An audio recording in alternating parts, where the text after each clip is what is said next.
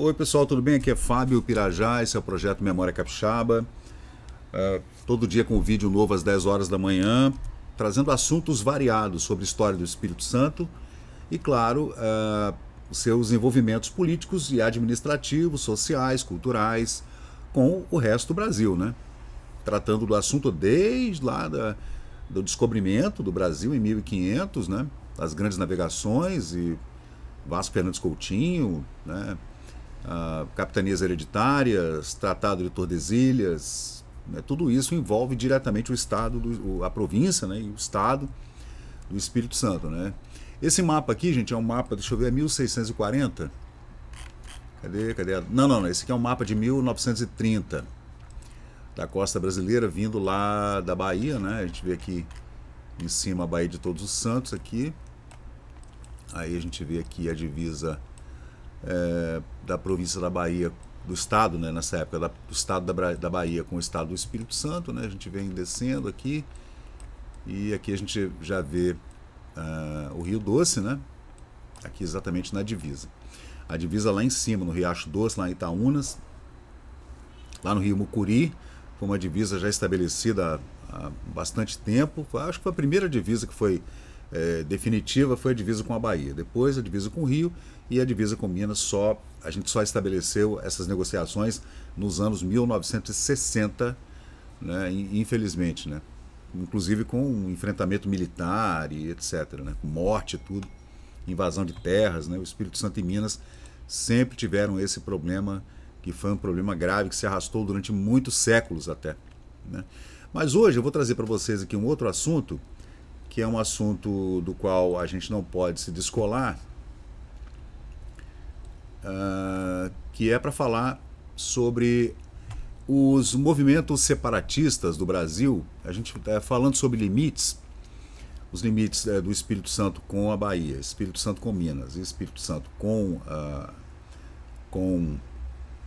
Rio de Janeiro, e ainda falando sobre as invasões holandesas e francesas, da França Antártica no Rio de Janeiro, as invasões holandesas, né, que foram muito fortes aqui, inclusive em Pernambuco e tudo, e pirataria, piratas, corsários e bucaneiros, etc. E toda aquela guerra na Europa ali no século XVII, né, e os movimentos separatistas do Brasil nesse período do século XVIII, né, que foram muito constantes. A gente pode falar das primeiras revoltas e movimentos, por exemplo, a gente vê aí a primeira, que é a revolta de Beckham, que é uma revolta já no Maranhão, né, em 1684, lembrando que aquela região do Maranhão, Rio Grande do Norte, Pernambuco ali, eram os primeiros portos que os europeus vinham ao chegar aqui na América do Sul, né. Então logo de cara você já aportava ali, porque ali já era um porto de abastecimento e tudo, então era importantíssimo ali essas capitanias lá no comecinho da colonização, no primeiro centenário dessa colonização portuguesa, né?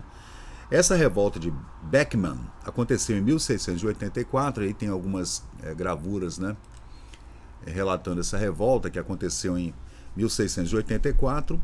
E uma breve descrição, só para trazer uma curiosidade aqui no canal, é que os irmãos Manuel e Tomás Beckman lideraram uma revolta contra a Companhia de Comércio do Maranhão, devido à exploração econômica e ao monopólio comercial. A revolta foi suprimida e logo depois, como sempre aconteceu nessas revoltas, né, foi que o Manuel Beckman foi enforcado.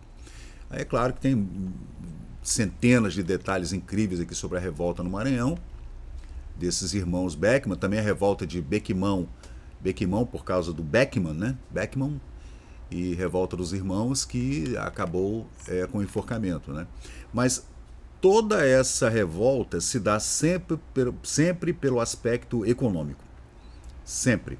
Ou alguma invasão de terra, ou impostos excessivos, abusivos, aqueles quintos, né, da coroa portuguesa, os dízimos, né, que ninguém queria pagar, primeiro eram quintos, depois eram dízimos, e isso sempre revoltou, especialmente os agricultores, os fazendeiros, os negociantes, né, os donos de navio que faziam essas exportações e importações, e isso acabou dando nessa revolta aí em 1684, que acabou sendo suprimida, claro, né?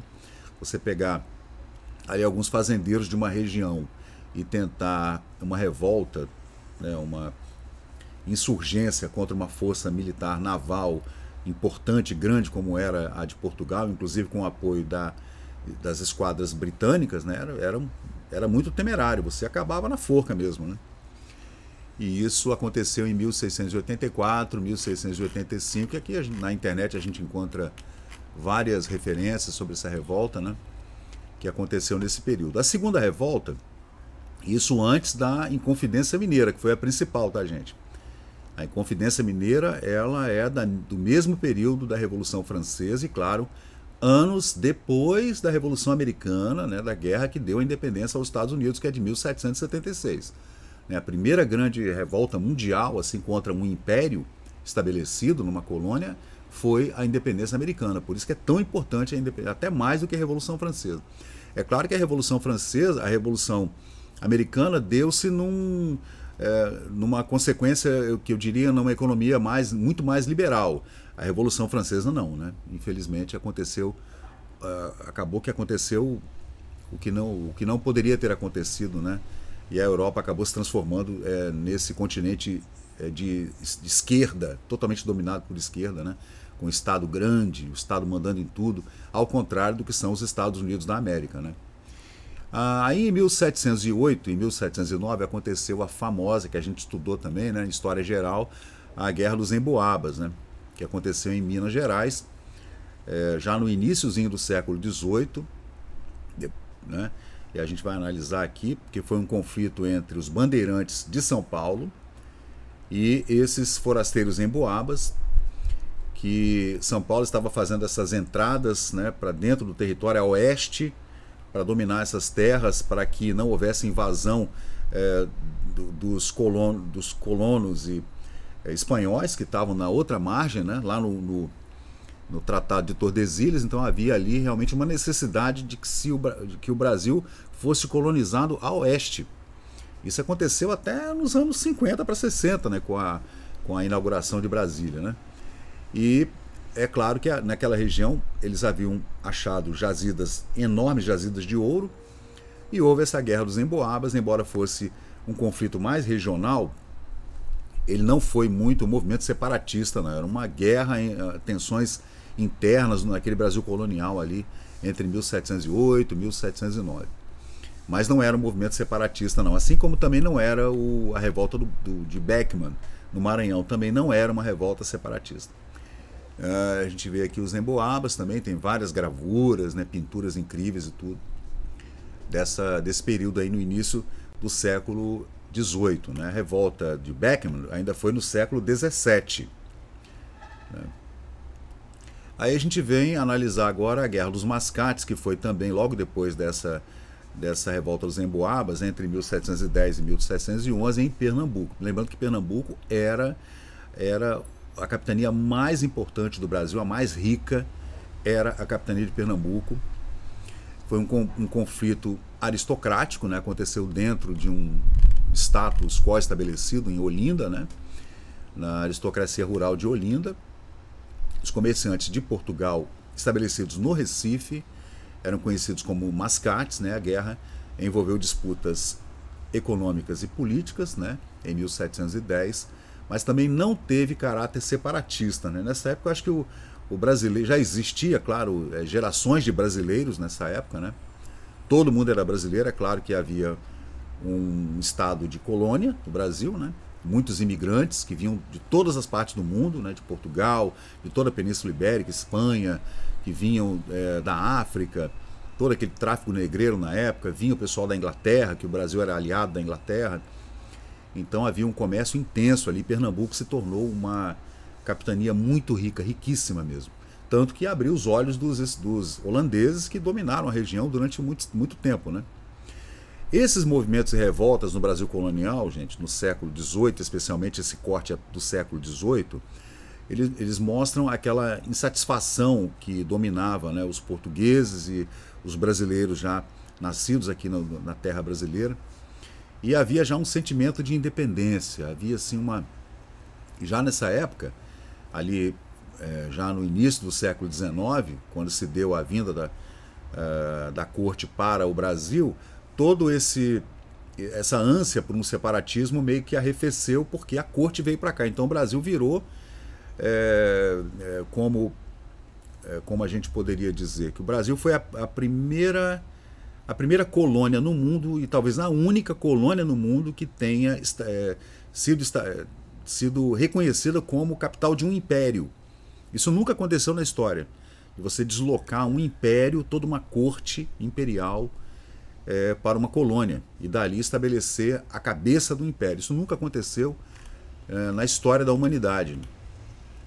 Agora, essas revoluções que a gente vai tratar agora do século XVIII, que são aquelas de cunho separatista, a gente pode trazer para começar aqui a Guerra dos Mascates, que eu tratei com vocês agora há pouco, e esse aí é o movimento da Inconfidência Mineira, né, gente? Esse movimento foi importante, muito importante mesmo, e um movimento que envolvia clérigos e militares e poetas e uma elite de Minas Gerais, né? Apesar do Tiradentes ser um simples alferes, né? Não era ninguém importante. Aí tem muita lenda que envolve a figura do Tiradentes, inclusive com o seu laço familiar com o Espírito Santo, que a gente ainda está buscando mais detalhes acerca dessa ligação do Tiradentes com o Espírito Santo. Eu até tinha feito aqui uma pesquisa, que eu vou até trazer para vocês aqui no canal. Deixa eu ver, está aqui, ó. Deixa eu colocar aqui para vocês, nesse blog aqui que eu encontrei, gente. José Joaquim da Silva Xavier, Tiradentes, nasceu na fazenda do Pontal, perto do Arraial de Santa Rita do Rio de Baixo, em Minas Gerais, onde hoje está São João del Rei, né? Foi batizado em 1746. E aí eu vim fazendo a pesquisa sobre essas gerações do Tiradentes e eu encontrei uma ligação dele com o Espírito Santo, que depois eu vou trazer, posteriormente eu trarei aqui no canal, fazendo uma pesquisa somente sobre esse assunto, né? O Joaquim José da Silva Xavier, o Tiradentes, e a sua ligação direta com a província do Espírito Santo, com descendentes aqui. E, assim, voltando a falar da Inconfidência Mineira, gente, como eu falei, ela tinha envolvimento de uma elite política, né, jornalistas e padres que eram políticos e tudo, né, e eles estavam muito inspirados ali na Revolução Francesa, no Iluminismo, né, e também, claro, na Revolução Americana. A Revolução Americana aconteceu anos antes e aquilo ali sacudiu o mundo, né? Porque o maior império do mundo na época, que era o Império Inglês, tinha sido derrubado por colonos na sua colônia, né, nos Estados Unidos, né? O movimento foi descoberto, né, e todo mundo foi executado, gente, preso, julgado e executado. Tiradentes, então, teve uma execução que a gente pode dizer que foi cinematográfica, né, teatral. Em 1792 ele foi enforcado, depois esquartejado, né? E a maioria dos outros líderes da Inconfidência foram exilados lá, foram lá para Fernando de Noronha, que era uma colônia penal, também em São Paulo, na Ilha Grande, etc. Aí, essas são representações aqui da Revolução Francesa. Esse daí é um quadro, lindo quadro, do julgamento, né, do Tiradentes. Foi uma coisa... Se a gente for levar em conta todos esses anais, né, a gente vê que foi uma história muito triste, né, degradante mesmo, né, mas aconteceu em 1789 e essa revolução, que era separatista, foi suprimida, né, pelas forças das cortes, né, portuguesas. Em 1798, já na Bahia, aconteceu a tal da Conjuração Baiana, que a gente também estuda em História do Brasil, né? Ali no 2º grau, né? Eu me lembro bem de ter estudado isso no Salesiano com a professora Glorinha, né? Aí nós vemos os líderes, que são Lucas Dantas, Manuel Faustino, Luiz Gonzaga e João de Deus. Essa revolução, essa conjuração, gente, foi também chamada de Revolta dos Alfaiates. Foi um movimento de caráter separatista mesmo, popular, que envolveu membros das classes baixas, aí que incluíam aqueles que eram liberais, que naquela época o cara que era carpinteiro, alfaiate, artesão, eram chamados de liberais, né? Liberais é aquele que tinha uma quitanda, uma loja e trabalhava como sapateiro, etc. Então os alfaiates, soldados, artesãos e homens escravizados ou aqueles que eram quilombolas se revoltaram na Bahia, na capitania da Bahia, e deram origem a essa conjuração baiana, também inspirados na Revolução Francesa e também pela Revolução Americana, apesar de ter acontecido 30 anos depois, mas as notícias corriam, os jornais falavam sobre o assunto, e os conjurados defendiam então a independência da Bahia. Nesse período aí, não era a independência do Brasil, não havia essa ideia dessa unidade brasileira, gente, não havia. O Brasil era enorme, o país é muito grande, e não havia nenhuma noção do que acontecia, por exemplo, nas missões lá no Rio Grande do Sul, no Uruguai, não se tinha ideia. Eram 8 mil quilômetros de litoral, e as notícias demoravam até semanas, até um mês para chegar. Então ninguém sabia de nada. Então, na Conjuração Baiana, esses alfaiates e sapateiros e artesãos, soldados de classe baixa, né, eles estavam pedindo pela independência da capitania da Bahia, né, a abolição da escravidão e também igualdade social. O movimento foi reprimido também pelas autoridades, né? Os líderes foram presos, 4 deles, incluindo os alfaiates João de Deus, que está aí na figura, né? E também o Manuel Faustino, os 2 eram alfaiates, né? Foram enforcados e esquartejados em 1799. Mais uma história triste aqui que a gente traz, né? Tá aqui uma cena do enforcamento, né? Em 1799, já na virada para 1800. E essas foram as principais, né? Depois a gente vai trazer aqui no canal, no Memória Capixaba, a gente vai trazer aqui uma série de vídeos para falar de Domingos José Martins, né? Domingos Martins, que é o nosso principal nome, né? O patrono assim, do Espírito Santo, a gente poderia dizer, para tratar do envolvimento dele lá no Pernambuco, né? Na Bahia, no Pernambuco. Ele também era um engajado estudante das políticas nacionais e internacionais e tudo, intelectual, que acabou também sendo executado pelas cortes portuguesas por conta da sua simpatia pela Revolução Francesa, pelo rompimento com as cortes e pela independência do Brasil. Então, pessoal, é isso aí. Esse é o Memória Capixaba, esse é um vídeo curto aqui só para falar sobre essas principais revoltas que aconteceram no Brasil no final do século XVIII, final do século XVII, como a Revolução dos Irmãos Beckmann, e essa última mais importante que foi, claro, a Revolução Francesa. A Inconfidência Mineira baseada na Revolução Francesa. Então, gente, é isso aí. A gente volta a qualquer momento com mais vídeos aqui no canal do Memória Capixaba. Valeu, obrigado, vamos em frente.